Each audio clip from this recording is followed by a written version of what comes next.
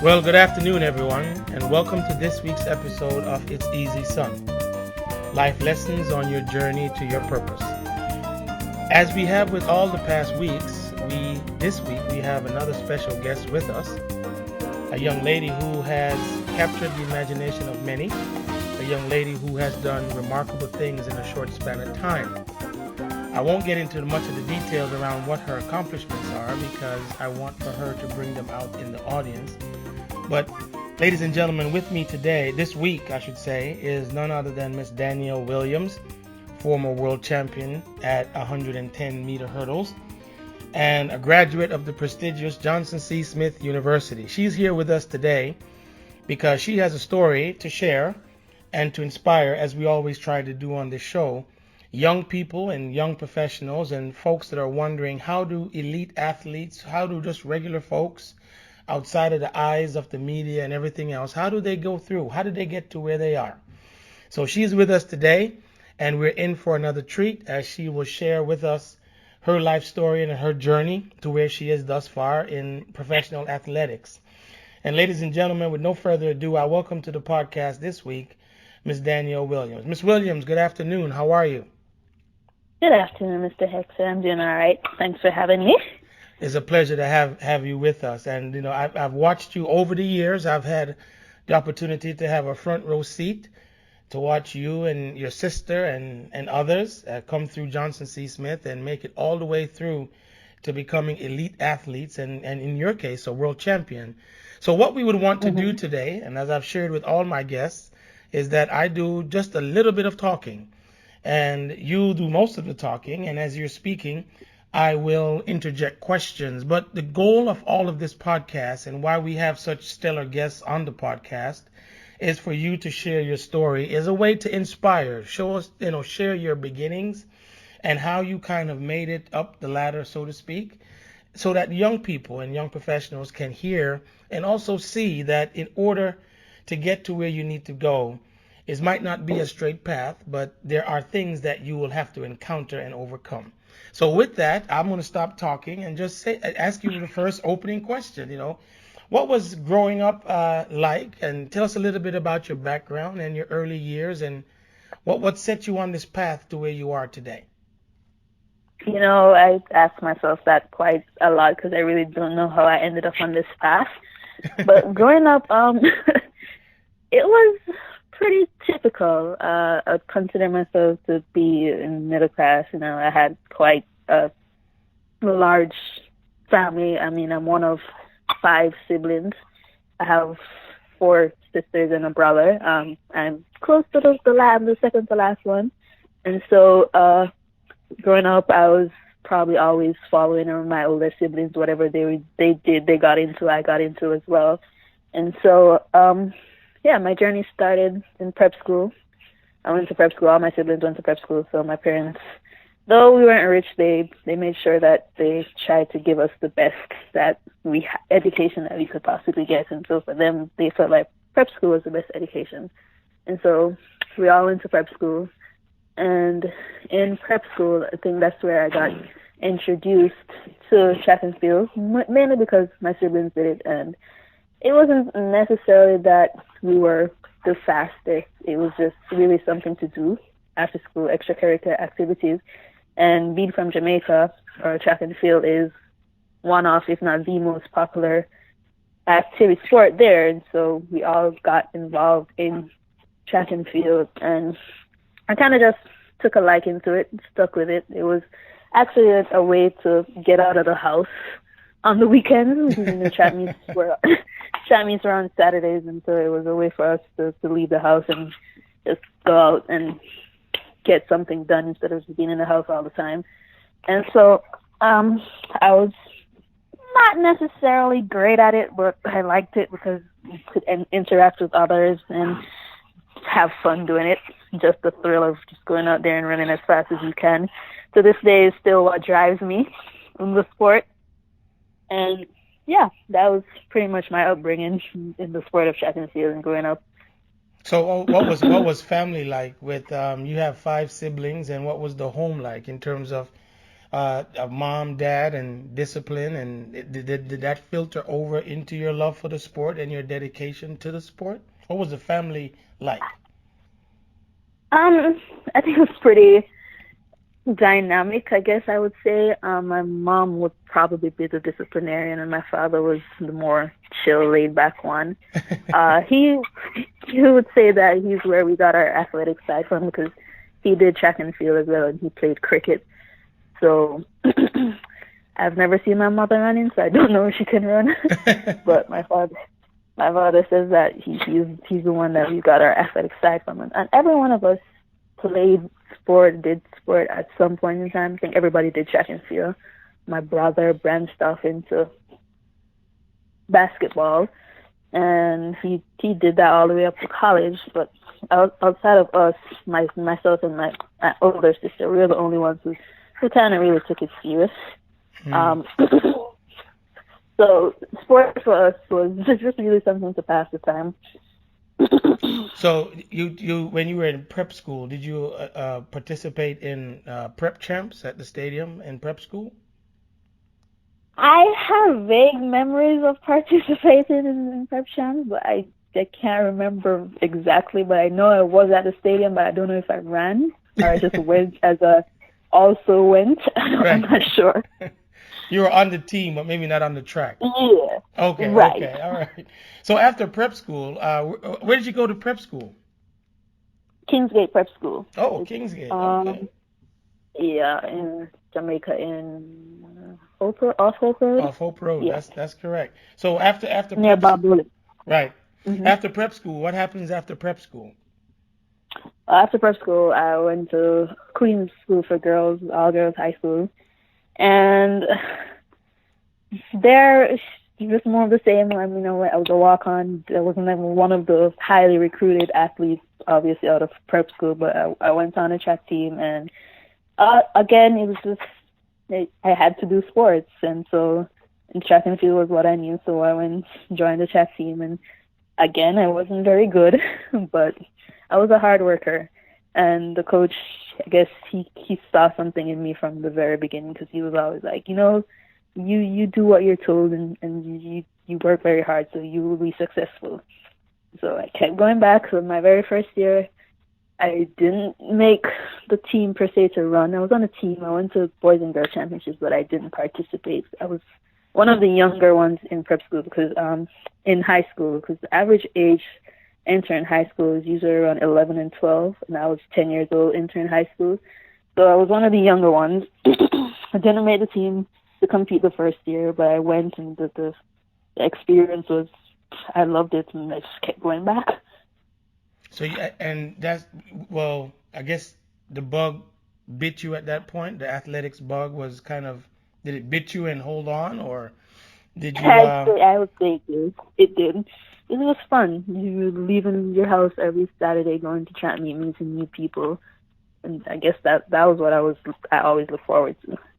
Now, one of the things you just said, you entered high school at 10 years old because we are in Yes. Jamaica. We're under the British school system, but we'll get to towards the end, in the middle, somewhere in this interview, we'll get to talk about your academic pursuits as well because that's just as stellar. And I think our audience needs to understand when we talk about Danielle Williams and your sister Charmaine and others, it's really what we call the whole student athlete, academics and athletics, which is also key. We had Mr. Bancroft Gordon on our show, and he was talking about the woe that he feels, the fact that some are not matriculating in the classroom as well as on the track. But we'll get to that in a minute. But so in high school, you go all the way through the ranks of classes, class 3, 2, class 1, the whole 9 yards. Yes, I did. No, I didn't go to class one actually because I aged. Well, I didn't age out, but I was finished with my high school years, and so I had no need to go to class one. So I stopped at class two. Wow. So wait, So I was about 15. so wait a minute. So you finished all the way through grade 11? I mean, grade it would be 11, right? By class Yes, that's 2? no. Grade 11 would be fifth form, so I Right. went to sixth form You went to and sixth did form. 2 years of sixth form. Yes, and I Wow. still didn't make it to class one. But that's you're saying it so nonchalantly. That's actually pretty impressive. Are you I just don't know, I guess. I never really looked at it that way. wow, wow. So, how do you transition from high school to college? What was that like? That part was pretty difficult. I mean, coming out of high school, I really did. I wouldn't say I had a lot of collegiate offers. I probably had like two, three. I had three. There was Johnson C. Smith, there was Mississippi State, and there was UTEC, which is the college in Jamaica. And for all intents and purposes, I was leaning towards staying home because that's all you know. That's what you're comfortable with. All your friends, your family are in Jamaica, so that's where you want to stay. But I was approached about 2 years prior by Lennox Graham, who was the coach of Johnson C. Smith, and that was before I considered myself to be good or anything. And I had knew him prior to, because he coached my sister when she went to Alpha. He was a coach of Kingston College, and he coached her. So I've been knowing him for quite some time, and he approached me, and he's like, I want you to come to my school. And so that was the first time I really ever gave it thought to take up a scholarship to go overseas to attend university. And so I really struggled with that decision. And I think it was my father who actually made the decision for me, because he was pretty adamant that, you're going to get a college education, and you don't want to do it in Jamaica, because I think the collegiate athletic system in Jamaica is more geared towards the professional side. And so he was like, no, I don't want you to do that. You're going to go overseas to get a college education, and after you're done, you could think about professionalism. And that's just where it was. And so I took up the scholarship, came to Jamaica, came to Johnson C. Smith, and really had no idea what to expect. And the first you ever set foot outside of the norm, what you've known, what you've grown accustomed to. And so it was different, trying to get used to a new way of life, a new system, a new everything. But thankfully, my sister was also there, and there were quite a few Jamaicans there as well who made me feel comfortable and at home. And so I adjusted well, and with a Jamaican coach as well, made a world of difference. So wait a minute, let me get this straight. Your sister, Charmaine, Mm-hmm. was already at Yeah. Johnson C. Smith. That was not enough, and Leaford Green was there. That wasn't enough to say, oh, I'm going there. That was not enough for me, no. Wow. So you get to Johnson C. Smith, and I guess at this point, the rest is history. Working with Coach Graham, I understand. I happened to Mm-hmm. be at Johnson C. Smith when both Charmaine and Leaford came, or even when Coach Yeah. Graham came, and to see you come and just fit right in. So you're saying you didn't feel comfortable or that you fit in. So the question I would have, and others would want to know, is then what was the impetus? Because you literally almost like took off in terms of your athletic performance. Can you walk us through what that was like at Johnson C. Smith? I don't know that I immediately took off. I think it took me a few years. I mean, my first year there, it was kind of like getting settled and getting into the way of things. So I didn't immediately take off. I think I had like a back seat to Leaford and Charmaine. They were in their final years, and so they were the quote-unquote stars of the program. They were carrying the torch and leading us, so I was kind of in the back, and once they departed, then I kind of stepped forward and started, following the examples that they set, the lead, and trying to do things the same way that they did. So I think my second to third year was really when I started elevating. My first year was kind of just there. Right, right. So what was the experience like at Johnson C. Smith in terms of being away from Jamaica, being away from home? You had a small community in the Jamaicans that were Mm-hmm. there at Johnson C. Smith. But for the young folks, probably back in Jamaica, who are thinking, should I go overseas or should I stay? What advice would you give them? Oh, I would absolutely 100% tell them to go. I think living in a brand new country away from all that you've ever known, there was character. There was something in you that you would never have experienced before unless you try it. And so I would absolutely encourage anybody to, if you want to do something, go live in a foreign country, expose yourself to a different culture, a different way of life. Take a step outside of all that you've ever known, because I promise you, you will unlock so much about yourself that you would never known if you had stayed put, stayed home. I have learned so much about myself in the 4 years that I went to Johnson C. Smith. I didn't know how to cook. Now in the 4 years I learned how to cook. I learned how to be independent, basically. So you learned, basically at Johnson C. Smith, you kind of grew up. Yes.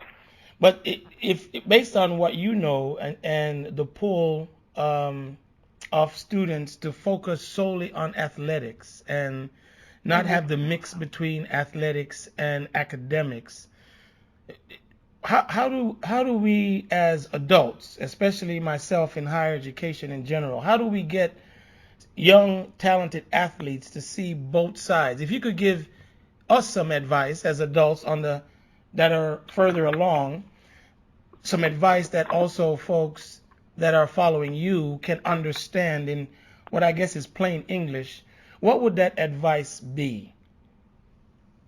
It starts from a young age.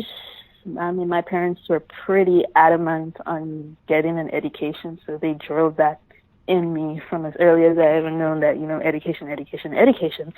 So from a very young age, I was always implored that you have to succeed in the classroom. Before I even knew I was good at athletics, I had to be good in the classroom. So it starts from there. And even in college, my coach, she was always education. You have to be a student first. So every adult in my life had always drilled the importance of education for me. And so it came as second nature. And that carried all the way through college, because academically, all the way through college, you performed exceptionally well in college as well.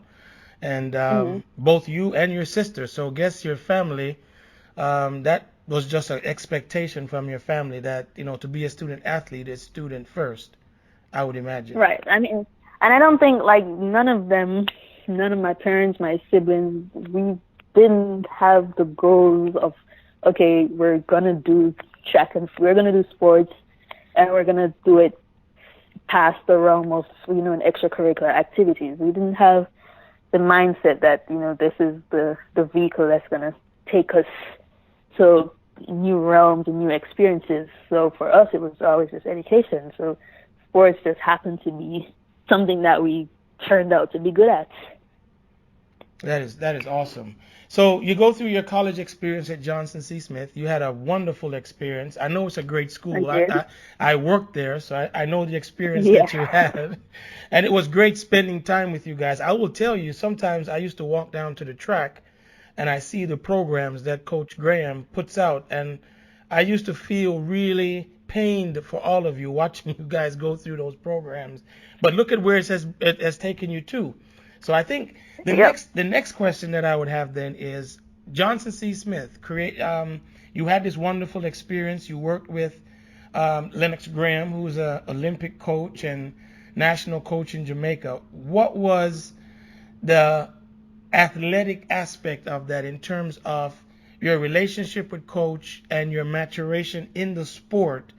Because you've set many records. Just recently, I read somewhere that the NC2A just bestowed upon you, is it Athlete of the Decade or something like that? I can't recall what the title was. I know they inducted me to the Hall of Fame. Right, you were inducted into. Yeah. So you're the CIAA, the Hall of Fame. What I like about you is that you're so humble about it. But can you tell us about your successes? That might be somewhat a little bit uncomfortable for you, but I think the audience needs to hear a little bit about what you accomplished at Johnson C. Smith at the NCAA level and the CIAA level, because you're national champion. I think in 1 year you scored a tremendous amount of points, and I think the team overall was I don't know if you were there when they were second place or something like that. So can you explain to us exactly what you did? And I know you're humble at heart, But I think people need to understand the impact that you had athletically while still performing academically in the classroom. Well, I'm the type of person, once I've accomplished something, I kind of put it out my mind. So asking me to recount them is probably going to be difficult because I really don't remember. And it's so long ago, too. But, yeah, at Johnson C. Smith, my freshman year, I pretty okay. I made it to the NCAA. I placed indoors for the first year of ever competing indoors. I competed in the 60-meter hurdles, and I think I finished around sixth place. So, again, I was just a competitor. Outdoors, though, I went in the hurdles and the 100 meter, and I got second place in both of those events. So at that point in time, I was like, okay, and I was a freshman, so I was the youngest in the field. I was like, okay, this is not actually too bad. But my sophomore year, I actually was injured for that was 2012, so I was injured for the entire indoor and outdoor seasons. And I think that kind of shifted something within me because I've never been injured before that point in time, and so I was always competing, always able to compete, and so not being able to do what you want to do, what you've always taken for granted, because I could always do it. I think that was the kind of the change that I needed to say, okay, this is what I want to do, and so I have to do everything in my power to be able to do it. And so coming off of the injury in 2012, my sophomore year into my junior year, it was a brand new person on the track, because my junior year is the year that I really stepped forward and that almost every record that I think still stands at this point in time. I went to indoors. I won the 60 hurdles indoor and placed second in the 200. And then I won outdoors and I won the 100. I won the 200 and I came second in the hurdles. And that was the first time I ran 11.2. That was my first time on the 23 seconds. I ran 22.6, which is the NCAA Division 2 record. And our relay team, we ran the NCAA 4x1 record. And so that was the year that I really stepped forward and started believing that, okay, maybe I have the talent to move forward into the next level. Coming off of that, I went down to the Jamaica National Trials, and I went and I won the National Trials to go to the World Championships in Moscow. And I was 19 years old, just running for fun, went down, beat all these professional athletes. And so at that point in time, to make my first World Championship team, at that point in time, it still hadn't really set in that, maybe I have what it takes to be a world-class athlete, but I started to buy into it, started listening to Coach Graham, telling me that, I really have what it takes to do great things at the next level. And so that was really the start of everything at that moment in time. I dropped from Johnson C. Smith. And, I was actually speaking to Coach Graham this weekend, and we were talking about that we didn't necessarily have the best facility coming out of Johnson C. Smith or the equipment and everything. And going through all that, the struggles, as we call it, was really what set it in me to really accomplish everything and to really appreciate everything that I have now. Wow. So that is impressive. I just sat here listening with a grin on my face because I remembered it, but to hear you replay it and recount all that happened, the entire Johnson C. Smith community and the alums and all across the nation were so proud of all that you were achieving. It was for some of us, it was mind-blowing to watch it. And I know that the alums and others of that prestigious institution really appreciated what you, and quite honestly what your sister and Mr. Green did with the rebirth of track and field at that institution. So you go through Johnson C. Smith, you have this success at the NCAA level, you have several records that still stand, CIAA, NCAA.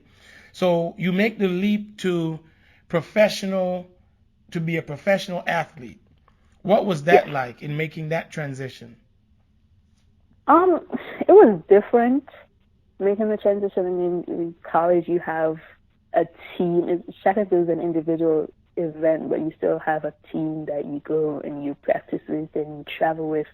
And so now, as a professional, you're practicing pretty much by yourself. You're traveling by yourself. You're learning new things. You're traveling internationally. I mean, the first time I traveled across Europe, I traveled by myself, and it was strange. And my mother worried the entire time.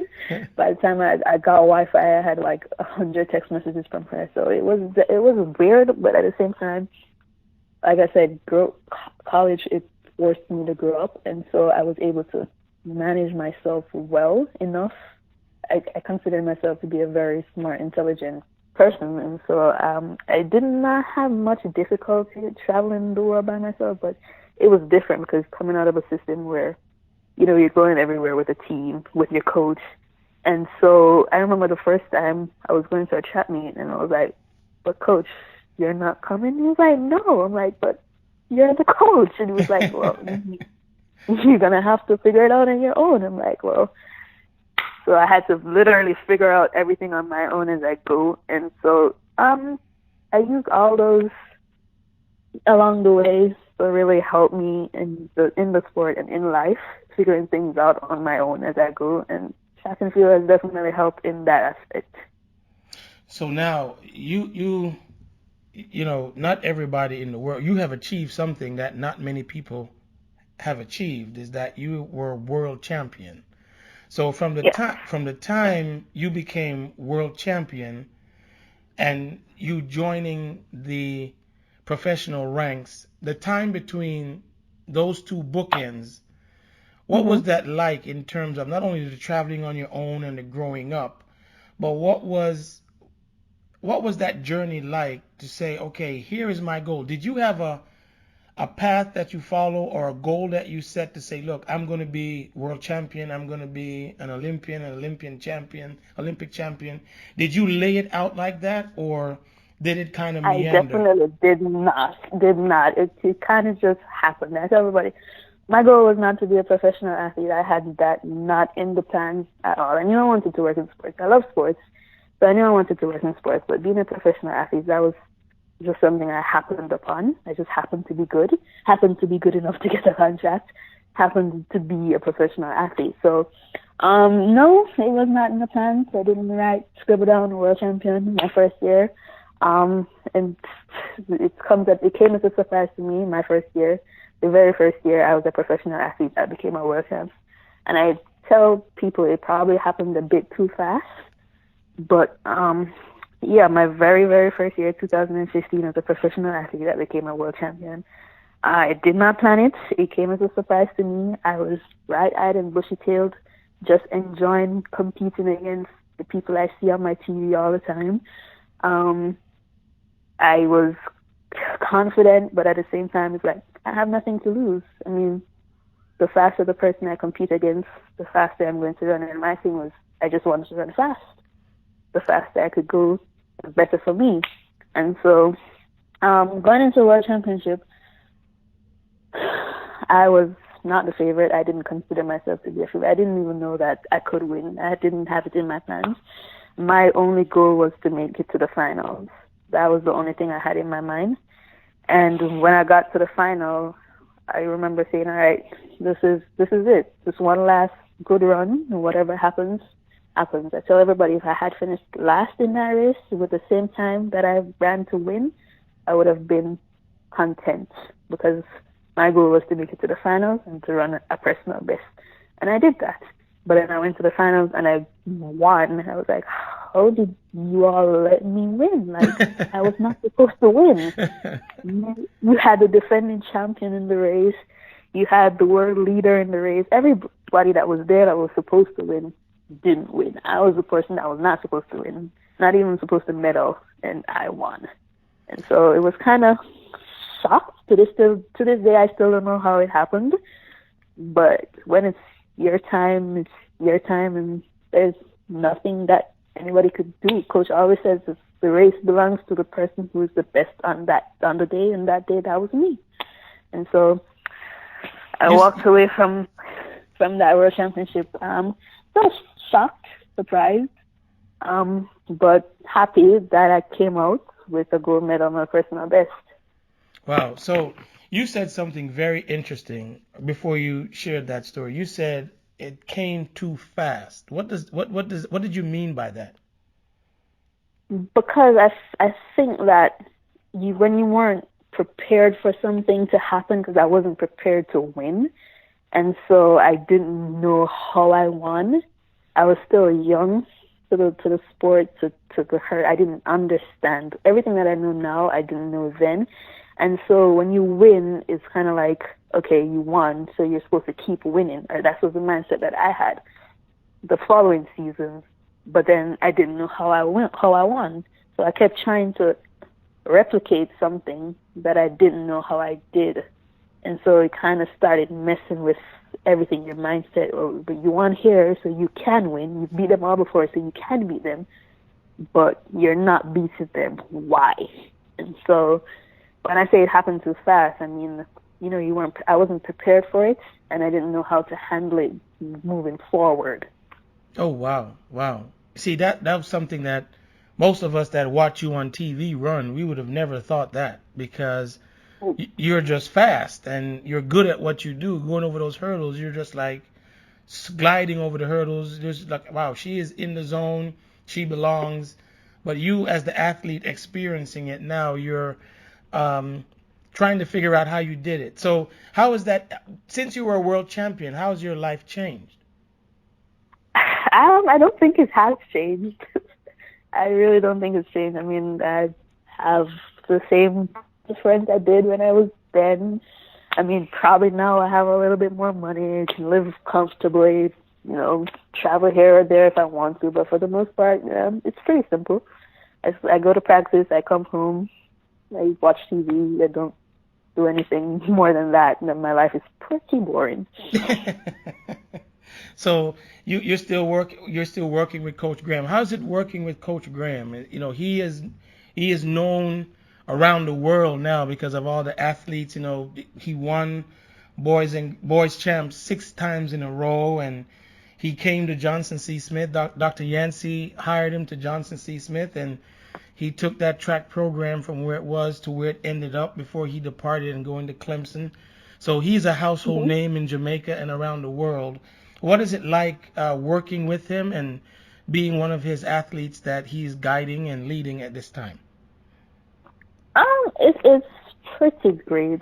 He is one of those coaches that's not just a coach. He's a mentor. He's a father figure. And so he, in addition to coaching, he's a life coach. He helps you with anything in life that you need. He's always like, call me if you need anything. If it's 3 a.m. in the morning, call me. If I can answer, I'll answer, and I'll be there for you. So he's just more than a coach.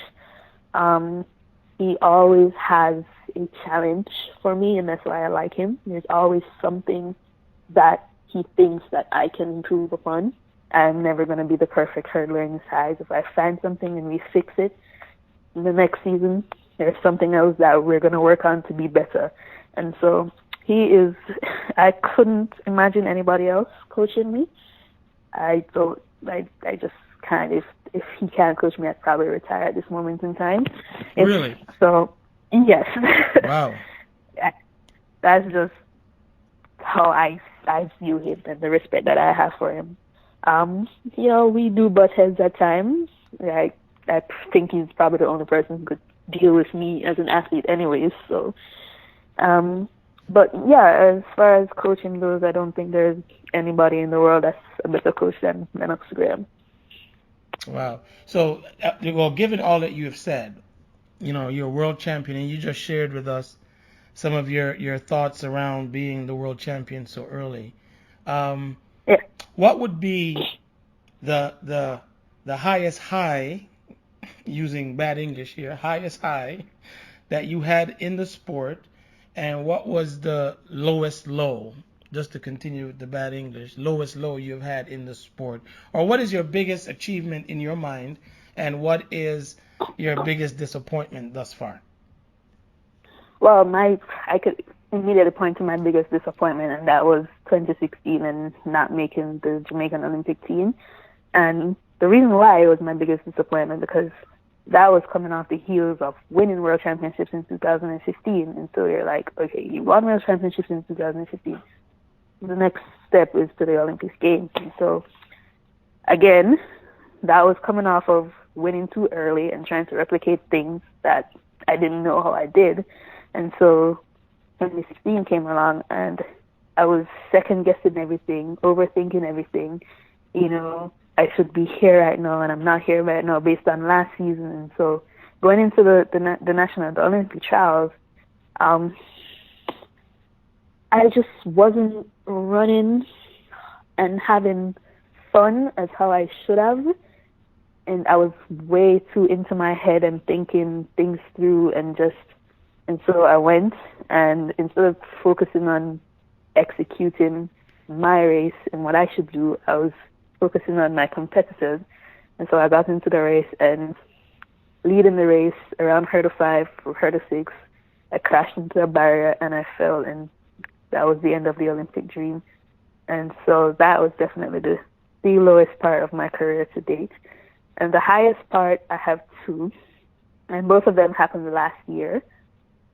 Breaking the national record and winning the Diamond League finals. And the reason why those are my 2 highest is because the national record was something that I've been chasing since I became a professional. I always thought, okay, I could get the national record. And so since 2015, 2016, I've been chasing the national record, and I finally, it was 12:45 before, and then a collegiate athlete, Jenny Brown, she broke it last year to 12:40, and so I was able to break it again last year and ran 12:32, so that's the national record now, and as well as winning the Diamond League final, because that was something a goal that I set out to achieve at the beginning of last season, and I was able to accomplish that. So those are my 2 highs and my lows.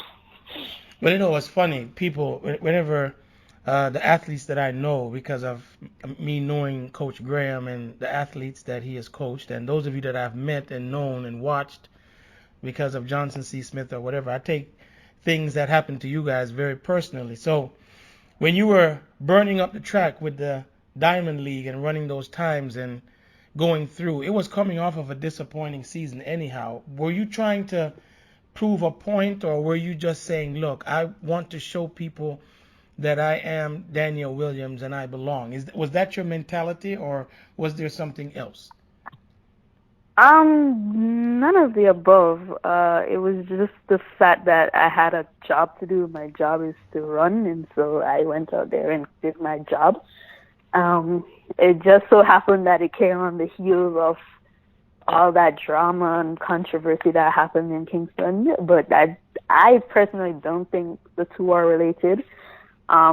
The goal for me at the beginning of the year was always to do what I accomplished that year, and so those things that happened were just an unnecessary distraction that I tried my hardest not to let affect me negatively.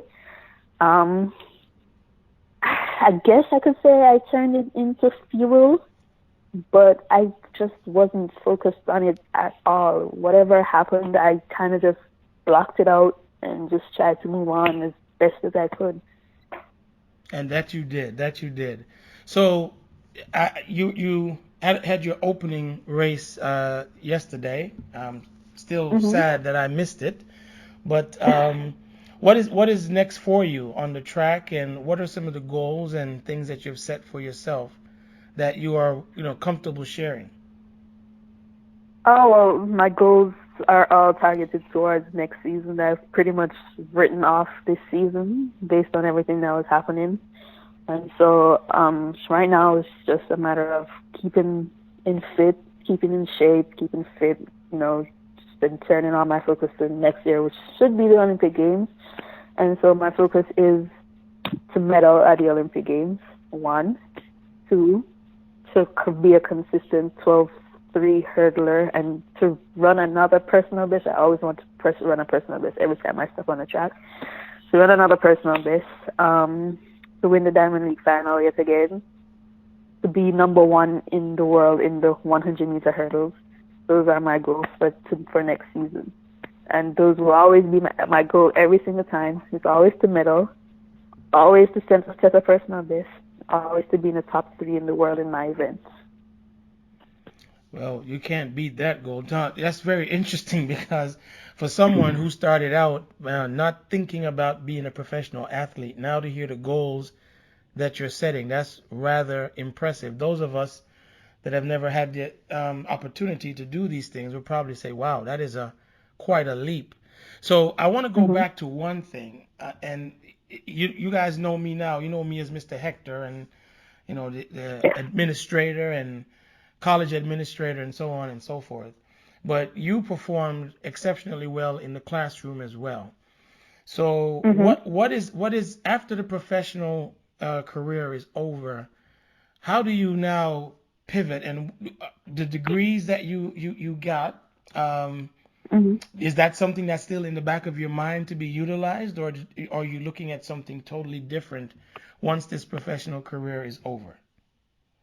I mean, definitely. Many people don't know, and that's because my life is pretty much a private. I keep my life as private as possible. But I've completed my master's degree last September. I did my master's in sports industry management from Georgetown University, and so I finished that last year. And so after track and field, my goal is to work in sports. I want to work in sports. Not, I don't want to be a coach. That's all. I don't want to be a coach and I don't want to be an agent, but I want to work in preferably professional, collegiate or professional sports, but preferably professional. And I like the event production side of things, so I want to work in event productions, and so that is my goal. Hopefully, there's some doors that could open after I finish professional track and field, but that is my aim to work in sports. So it's safe to say then you are prepared from the time you left Jamaica. You have been preparing for everything for the rest of your life. It's like what my coach, who I wrote my book on, that is really responsible for this podcast. When we got to Howard, he said to us, "Sacrifice 4 years of your life for the rest of your life." Is that something you would agree with in terms of sharing Um, with young people? Definitely. 4 years is you'd think is a long time, but it really goes by so fast. And so I would say if when you take on that 4 years in college to try and learn as much about not only yourself as possible, but the people around you, form relationships with people who you can count on and they can count on you because you're going to need those people. We can't go through life by ourselves. It's very impossible to do. And each of us needs someone. And so for the 4 years that I went to university, I can't say that I was the best at forming relationships, but there are a handful of people that I know that I can count on and call on for advice or for help if I need it. And we all need those people in life. And so going forward, and as I grow up and I move forward, I try to be that person for collegiate athletes who are coming up, especially the ones from Jamaica who come up and don't necessarily have that support system. I try to be that person. So we all need those people in our life. It's imperative for our growth and development. And yeah, like what she said. Like what she said. Okay. Now I'm going to ask you this question. You're a world champion and you're from Jamaica. Jamaica track and field is woven into the very DNA of Jamaica. And you're a world Mhm. champion, and we have other female world champions, Shelly-Ann Fraser Price. You have Elaine Thompson, etc., etc. Now there are young girls that are in Jamaica that look up to you all and say, "I want to be like Danielle Williams." I had Mhm. a guest on my podcast, Camille Elaine, who is a NASA scientist, rocket scientist, who spends a lot of her time giving back to young girls and trying to get them to understand that they are the purveyors of their own destiny. So, in your sense of now being, like it or not, you are a role model. What Yeah. what what how do you engage the young folks in Jamaica whenever you go home to Jamaica to say stay the course? What type of advice and counsel would you give, especially young girls, as they see you and others and the successes that you've had? How do you inspire and encourage them to, basically follow in your footsteps? Well, I try to impart knowledge in them. I I try to tell them that, I've done it before and I'm trying to give you all the blueprint, but at the same time, I understand that you have to do it yourselves and make your own mistakes and figure it out for yourself.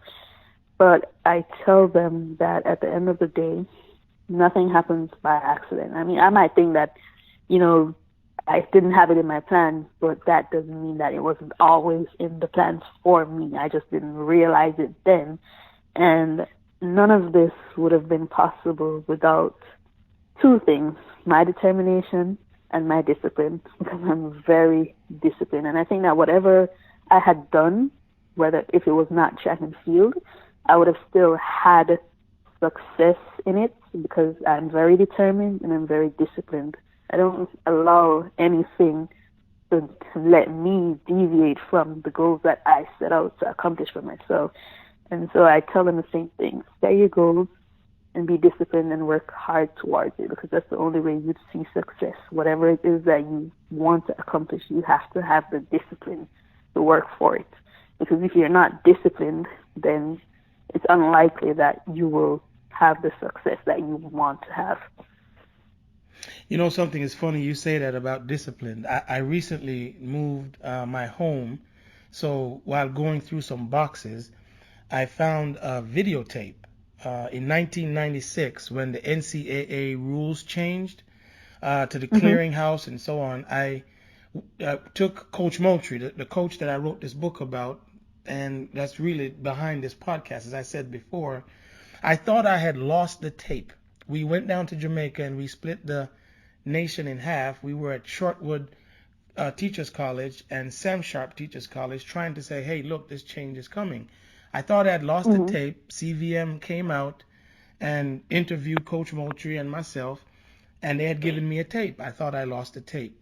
So for 7 years now, I couldn't find the tape. So I'm packing out a box. I find the tape. And as I find the tape, I found a clipping about what the rules were.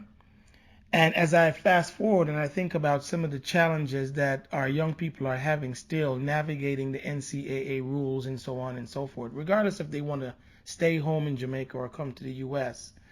But in your mind, if we have so much talent that is coming up through prep school, primary school, all age school, why are we not seeing more athletes sustain that level of competitiveness so that more can become professionals and more can, in some ways, lift their circumstances? What is the barrier that stops that?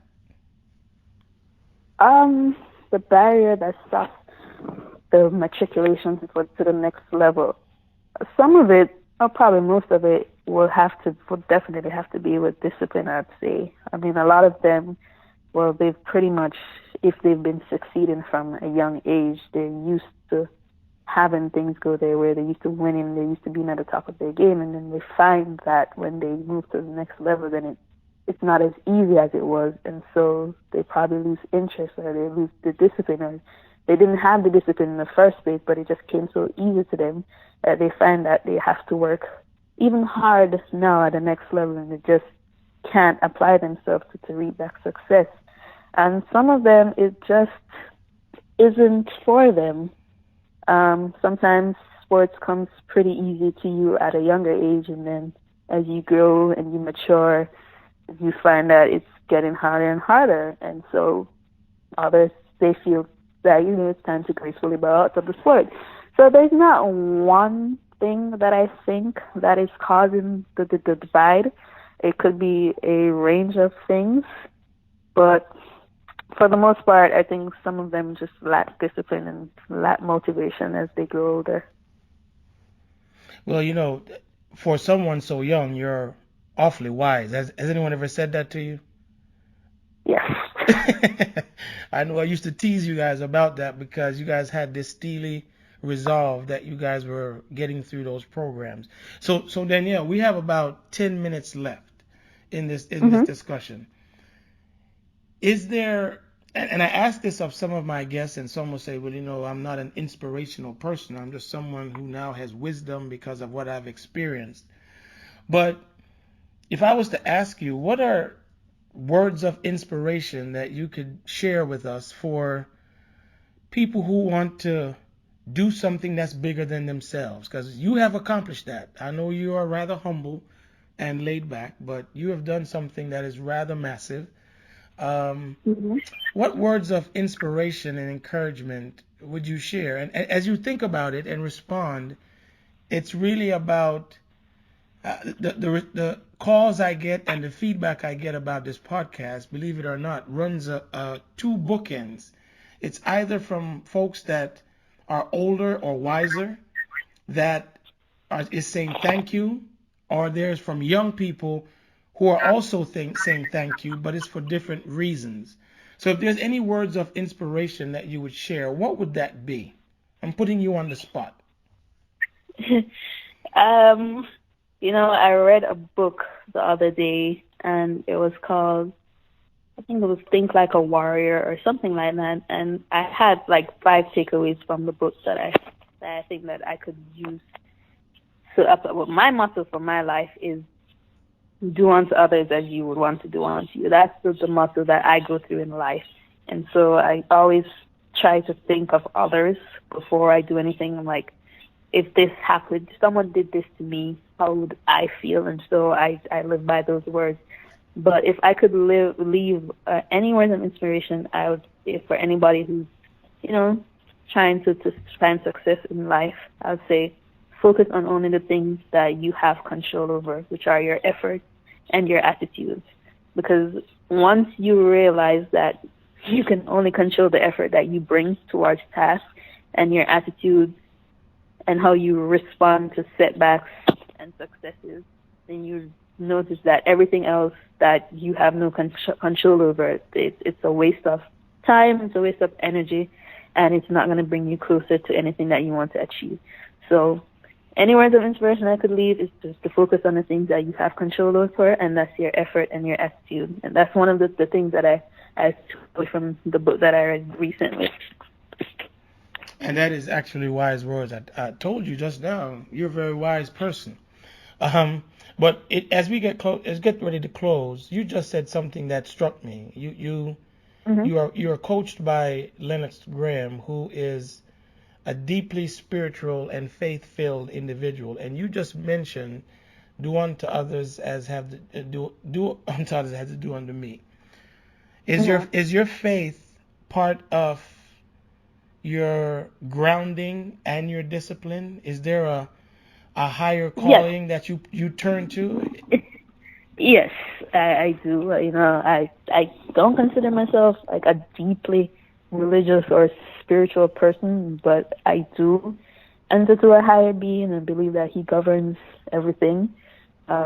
Every success that I have, every failure that I've been through, every single thing that has happened in my life is a result of the Lord's anointing and ordained on my life.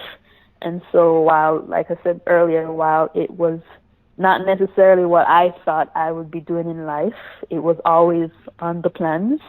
I just took a while to realize it. And so God has the overall say for my life, and I look to him for strength and wisdom. Before I go on to compete, I say a prayer when I'm on the track, getting on my marks. I say, do all things through Christ. Where I win, I lose, I fall. It is his plan and let his will be done. And so I just let him take the wheels. That is awesome. That is awesome. Well, you do know that we are going to have Coach Graham on the show, and Mm-hmm. he is a close friend. And Yeah. as we work through Kingston College aside and the Fortis family, it's his time at Johnson C. Smith where we watched him build a program. And I just want to say to you before we end this call or this podcast that you are an inspiration to a number of people, both older, younger, and in between. because you have exhibited character and you have exhibited things that people need to see, perseverance. And quite honestly, something that's missing in our world today, humility, the ability to be humble even though you're successful. And I want to say to you that I am humbled that you took some time to spend with little old Mr. Hector, as you guys call me, as I try to inspire young people to understand that they can achieve more than what the station in life they have inherited. So I wanted, before we close, I wanted you to hear that directly from me, because at the end of the day, this thing that we live called life is solely not for us, but is how we can impact others and leave a vibration in the earth. So I will give you the last word. Is there anything that you want to share with the 2 minutes we have left that we have not covered, or is there something on your heart that you'd like to share with not only this audience, but more specifically the track and field community, fraternity, and maybe even folks back home in Jamaica? Is there anything that you'd like to share to close us out? I think just jumping off what you just said right now, we're here to inspire others and to leave an impact. I think that the greatest thing that I could achieve on this earth, on this planet, is to knowing that I impacted and imparted positivity and impacted others' life positively through my presence. I hope that I could be a blessing to others, if not in words, but in actions, and that is my sole purpose on this earth. Well then, Danielle, well said, well said. So we've come at time, and I want to reiterate my thanks for you coming on the show and being with us as we continue on this journey with this podcast. And just want to let you know that we appreciate all that you have done. And we will be watching, and based on what we have seen you do and the things that I know that you have accomplished in the way you are, the sky is the limit. And I'll be sitting back watching. My wife and I always cheer whenever you run, and we'll continue to do so, because we know that you're not only running, but you're also inspiring as you run. Ladies and gentlemen, my guest this week has been Miss Danielle Williams, Jamaican world champion at 110-meter hurdles, but not only that, a solid human being. Danielle, thank you so much for joining me. And this is It's Easy Son, life lessons on your journey to your purpose. We'll see you.